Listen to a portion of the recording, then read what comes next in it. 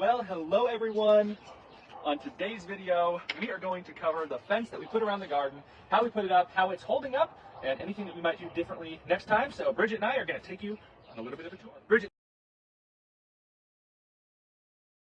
decided to go inside. It's getting a little chilly out here, so she went in with Dr. Miller. So it's just going to be me taking you through the new fence.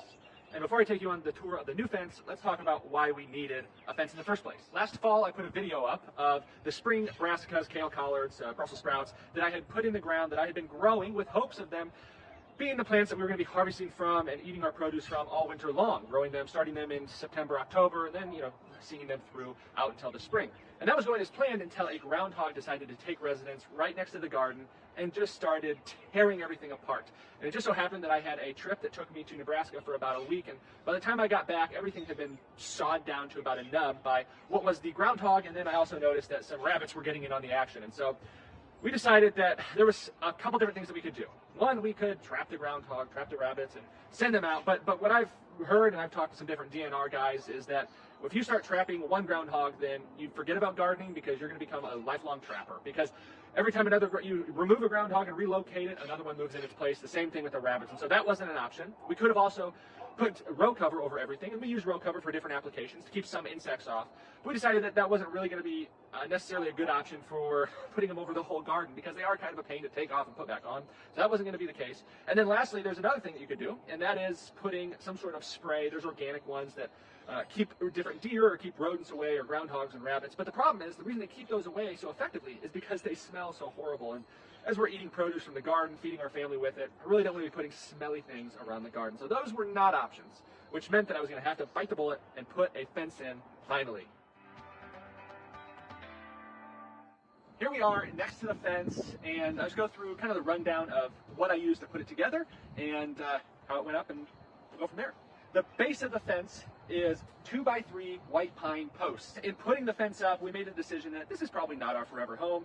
So if we were going to be here for another 50 years, we probably would have invested more into some of the fence inputs, like getting some longer lasting posts. And also we decided not to cement anything in, because when we decided on how we were going to put the fence up, it was kind of a decision of making sure that we had enough of the garden put in the fence with room to grow, but also understanding that, hey, if we're here for a couple more years, I'm probably going to need more garden space, and meaning that I'm going to need to expand the fence, and I don't want it to be a huge pain. And also, if we do move, I don't want to have to be pulling big cement things up, because this does take a large part of the property up, and if someone were to move in, I wouldn't want this to be the reason that they didn't buy. Now, hopefully we sell to an avid gardener, but that just might not be the case. And so I decided not to cement the 2x3 posts in. What I did was just hard-packed clay. And many people have done this. It's been done for probably thousands of years in putting up any sorts of fence or any sort of barrier or posts. It's really just taking hard-packed clay, so wet clay, and packing it down as hard as I can with. I used another 2x3 to do it, but you could use a stick, a post hole tamper, anything like that would work fine. And that's how we supported these posts. And on top of the fence, you'll see here, we have, this is a 1x3, just a strip. It's not adding much other than it just kind of looks good. It also adds a little bit of stability there. I'm not expecting it to hold up if a black grizzly bear or a moose were to come by, but hopefully we're not seeing any of those anytime soon here. And so that's just there for looks. And the fence-wise, I had to make a decision on what I was going to use as the base fence, because I really had two factors in putting the fence up, and that was the lower ground covering critters like groundhogs and rabbits. Squirrels to a lesser degree, because really you're not going to keep any squirrels out other than maybe putting row cover over things or covering certain things that you're really worried about the squirrels. If squirrels want to get in, they're going to get in. But rabbits and groundhogs, we're keeping them out. So I went with a 4-foot tall chicken wire that I decided to leave about 4 to 5 inches a lip at the base. And so here we've got mulch that's growing, and so you can't necessarily see that. But I left a lip there on the inside. I took garden staples, which are about 4 to 6 inches long, drove them in every foot along the fence, which this is a 1/10 of an acre, so it did take a little while. But what that does is it secured the base to where nothing's really going to be able to crawl under, especially since I have my mulch here, 4 to 6 inches of mulch that I have surrounding the whole garden.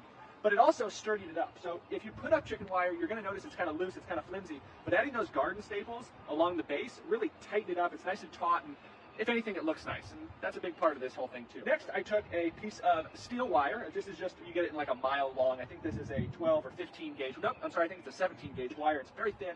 And I just intertwined it through the top of the chicken wire. And what that did was, if you leave chicken wire just to stand there on its own, or even if you staple it into the post, what you'll see is it kind of flimsy, it kind of hangs down, it's not really tight. and that might be okay, but I really wanted it to be nice and tight and look good. So I wound that all the way around, and then I'll take you on the other side so you can see what I did once I wound that wire around. You can see I have the fence that's been intertwined with the chicken wire, the wire that's running along the top, and then